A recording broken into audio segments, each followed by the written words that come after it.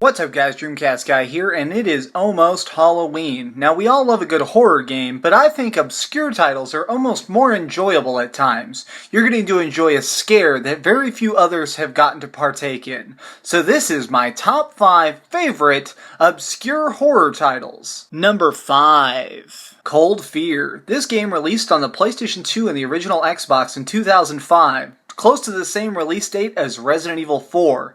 This was not a good time to be a survival horror game. At this time, Resident Evil 4 was sweeping the freaking globe. It was an unstoppable titan of GameCube craziness.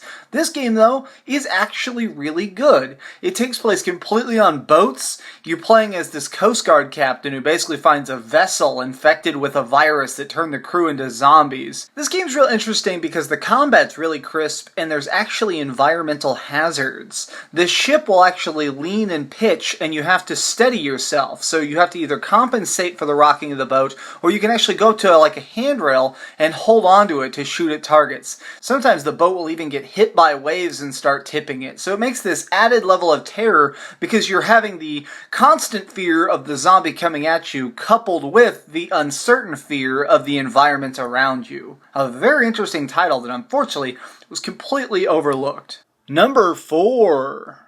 The Thing. This game released on the original Xbox, or at least that's the system I played it on most. It is a really interesting title, because it's an Antarctic survival horror where you're going against shape-shifting monsters. Since the monsters can assume the form of anyone, you can take on random allies of survivors you find, but sometimes they're actually monsters. So you have a constant battle to keep the trust of the others, to prove you yourself are human, while at the same time making sure none of the monsters are breaking into the group without you knowing.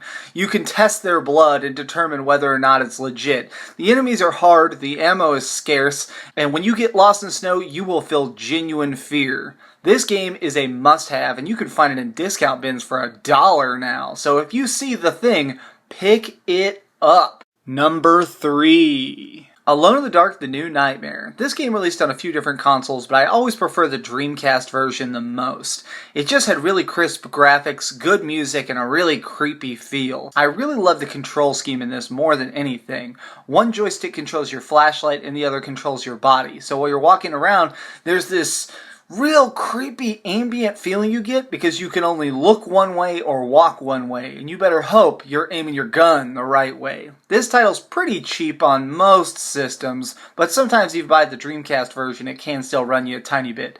Definitely worth it though. Number 2. Obscure. This game is very awesome, and I know it's ironic to have a game called Obscure on an obscure gaming list, but really, this is a weird title. It's kind of survival horror, it's kind of Silent Hill-ish. A bunch of people get infected with these evil flowers that start turning people into these trippy zombies. In the sequel, it's high school kids who are huffing it and smoking the flowers and turning into all sorts of weird monsters. The game makes almost no sense, but what makes it earn so many brownie points in my opinion is that you can play through the whole game co-op. It was basically ahead of the curve in trying to be a co-op Resident Evil. Is it the best game ever? No, but if you have a friend over and you have a couple hours, this game is great. You can find it online for dollars or cents at this point. It is crazy. If you stumble across it, pick it up. Number 1. Corpse Party for the PSP. This game is insanity.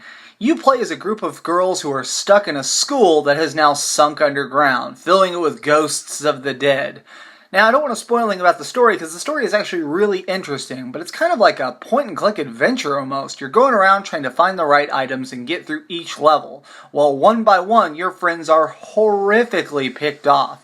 It'll go from a really light, happy tone to a person committing suicide right in front of you with a brutal fashion in just a flip of a switch. This game gives you a sense of dread that not many titles have been able to muster. This game is really, really interesting. If you can download it on a PSP, play it. Especially if you have the component cable so you can plug your PSP into your TV. The art of this is really gorgeous, all hand-drawn, which really stands out when there's a brutal murder scene. This has been DreamcastGuy doing another top 5 of the month.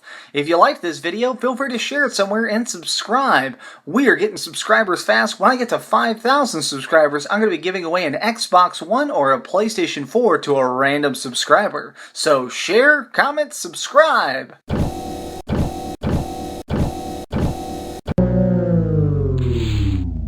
Thanks so much for watching. If you liked this video, maybe check out my last video. Please subscribe, and if you want, share this somewhere with your friends.